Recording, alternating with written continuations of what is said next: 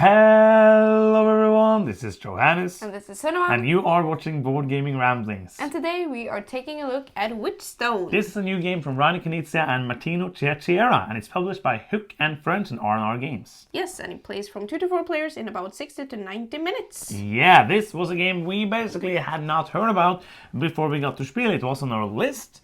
And because it was a Rani Knizia design, basically the only reason about it, because we didn't know anything about the actual game. Yeah. We found a copy at like one of the random retailers around the hall. We got it. When I say we, I mean I got it. But it was on the list, so it was fine. And then we played it, and now we're going to tell you what we think. We don't need to tell you like the backstory of how we got all the games that we're going to review. Yeah. But this is another game that we played, and then we're going to talk about it, which is kind of the concept of reviews. That I've heard of Yeah, before. so if anybody's wondering what the review is all about, is that we play a game sometimes and then we're going to talk about it on this video. Yeah. So that's like, what is really a review? Welcome to a video where we tell you how reviews are really made. Yeah. No, it's not. It's like a review this. of Witchstone. Yeah. So Simple.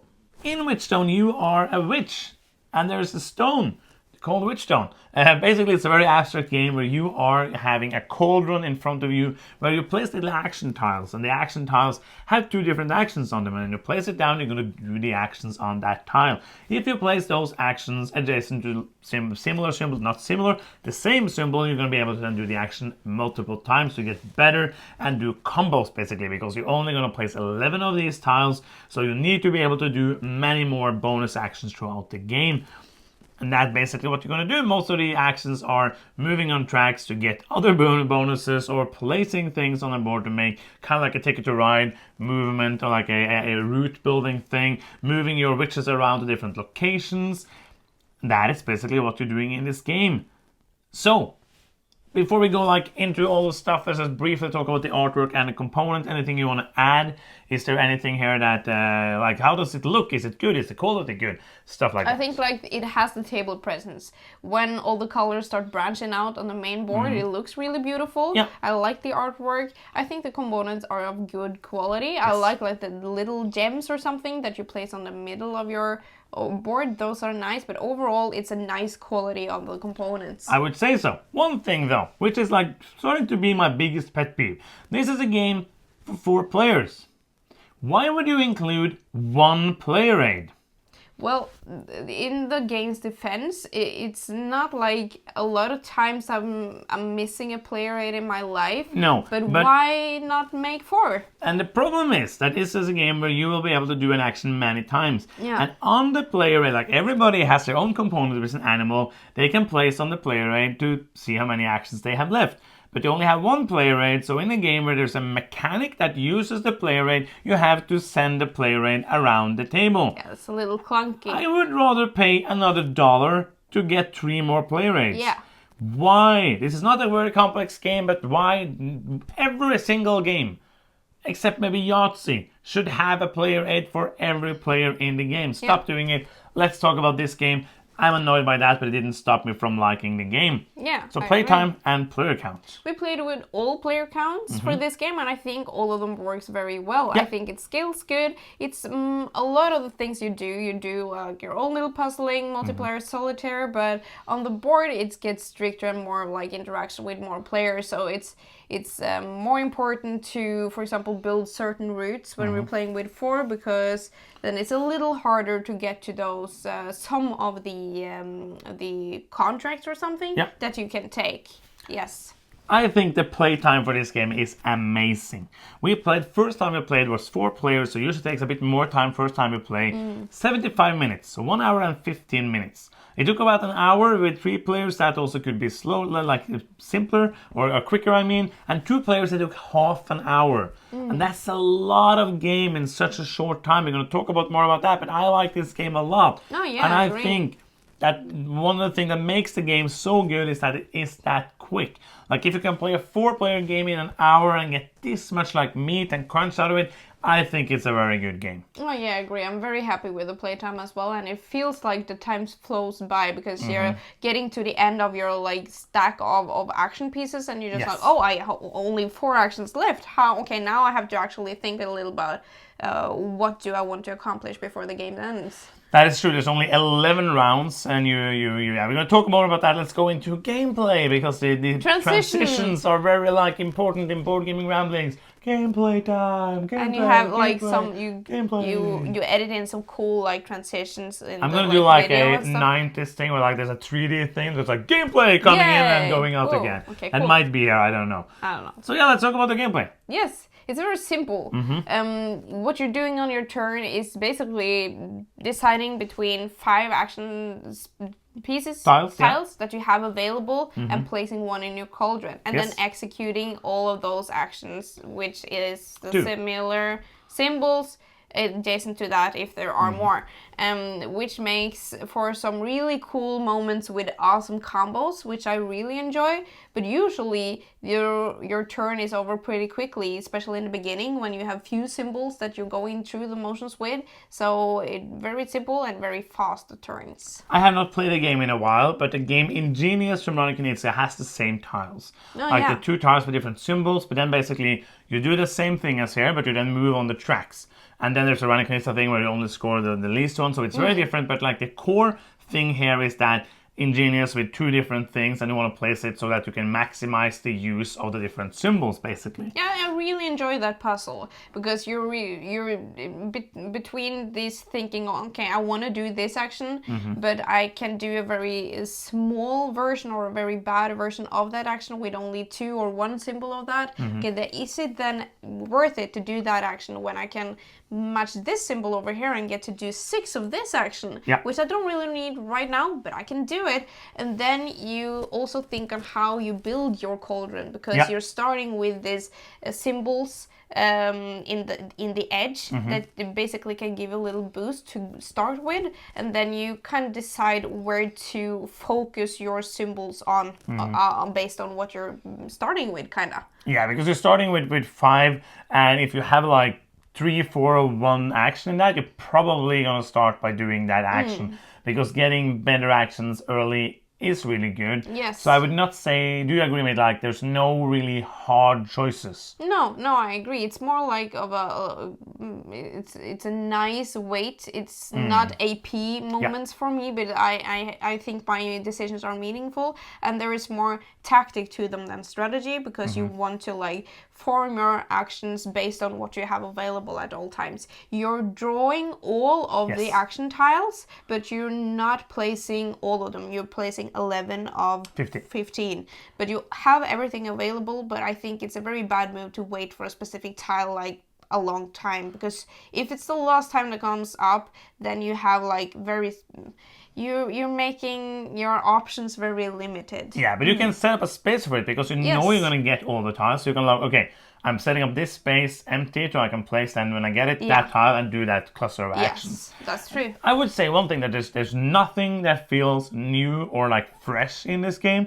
Everything feels like, oh, I've seen this before. You basically like, I enjoy the tile placement. That's kind of like from Ingenious. Yeah. And then you move on tracks to get bonuses, or you move on another track to get other kind of bonuses, or you build routes like Ticket to Ride. You even get the same kind of points, 1, 3, and 6 points for making the routes like in Ticket to Ride. And then there's kind of like area control, or you're scoring these missions. And that is basically what you do. So there's all of these are things you have seen before. There's nothing here that is like, oh, that is clever, or that is new, for me at least.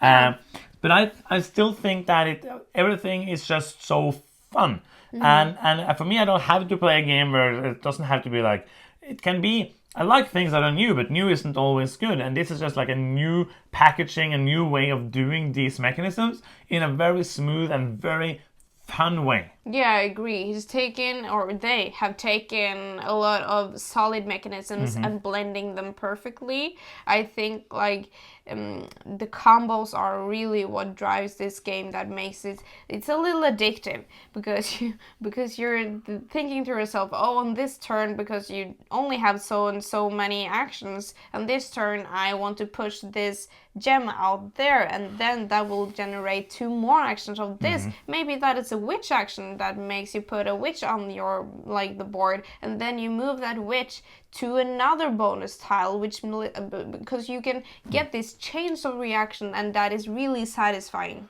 to do. That is very good, and you are very good at it. You are better Thank you. than other people, which includes me, at doing that. And I think that there's a lot to like in this game. Like you basically kind of went into that. You don't know when you're going to draw the different pieces. That can sometimes feel a bit like lucky, because you can, like, some of the actions are better doing them first. But that really is. All of the actions are better if you're doing it first. So like moving on the one track, you get a bonus. If you're first, you're getting a bit bigger bonus. Placing things on the board, if you don't get a lot of those energies, you can place like roots on the board. It's going to be harder, but hopefully then you can get a lot of witch actions. You can just use other people's movement points or tracks, basically. And moving on the pentagram is better in the beginning because you get better points, but I don't feel like the luck is a problem. In the first time I was like, okay, maybe it's kind of like luck dependent on which actions you get to do first, but there's so few actions, and you always have 5 tiles of 15, so you have like always a third of all the tiles. So it's not really a problem. You always have something good to do. Yeah, I didn't feel like there was a lot of luck in that that for me. And sometimes I get bothered by that, but in this game, not at all. I felt like every action that I had available gave me something that I wanted. Sometimes you do really bad or like weak taking contracts action, and you get some contracts that you can't really fulfill. That's like the only that's the only time that I'm just like, oh, this action didn't give me something. Yeah. But even if I get a really powerful witch action and I haven't built any networks yet, just placing witches on that board will give me freedom to move them around later. The only thing that is not good is if you only do witching actions and don't build any roots, and if you play a... That's not possible, basically. Yeah, then you don't get anything out of it, basically. Yeah, it's not possible to not do any of the actions at all. Oh yeah, that is true. You will be doing all the actions, but you're just going to do some of them way more than the others. I think that the board is the only place where you can be kind of like, because first player to move to a space gets like a bonus action and points. So that means that if you only place your witches in the beginning and then nobody builds to you, so you cannot build out. But it's like so unlikely that you get into position because you have, as I said, a third of the tiles. So I don't really see it. Then it has to be like a super edge case where you're like the super most unlucky person in the world. So don't do it. I guess that might happen like in one of 100 game or something. I don't know, but that is not really a problem at all. I like that. For example, in some actions you get another bonus, and then if I, for example, know that I have few networking building or connections or something, then I will choose that bonus. So that when you I can choose, like most of the time you can choose. Yes. So yeah, there's a lot of things to like. Is there anything you want to add before we go into the final thoughts portion of this video? I kind of like it all. Yeah. So you're going to go to final thoughts? Go yes. ahead. Boom, final thoughts. This was more cozy than I thought it would be. It's just like plain fun. I really enjoy myself when I play this game. I think this is a game that I want to keep in the collection. I think actually it's going to stay there for a long time because it's immediate enough, but also short enough and simple enough to actually get it to the table quite a lot of times. I think this is a game that might replace other games with the same like depth or length, or in the same ballpark. So what games? For example, Pandoria. Just to have an example. But this is just like a perfect blend of so many solid mechanisms. I think they really did a solid job with this game. I think it's a great game. I think it's an 8. That's awesome. So I often talk about the riverboat when I talk about like my perfect mid-weight game. And this is in the same category as that for me. Very simple to teach, a lot of fun to play. It plays fast. You can play it with kind of like, it's not a gateway game, but like a next step game, and it has a lot of depth to explore and to have fun with. And I agree with you, it's just like, it's a cozy game, it's just pleasant to play. It is a fun canon, like it might be a smaller one, but it is a fun canon. It is a fun canon.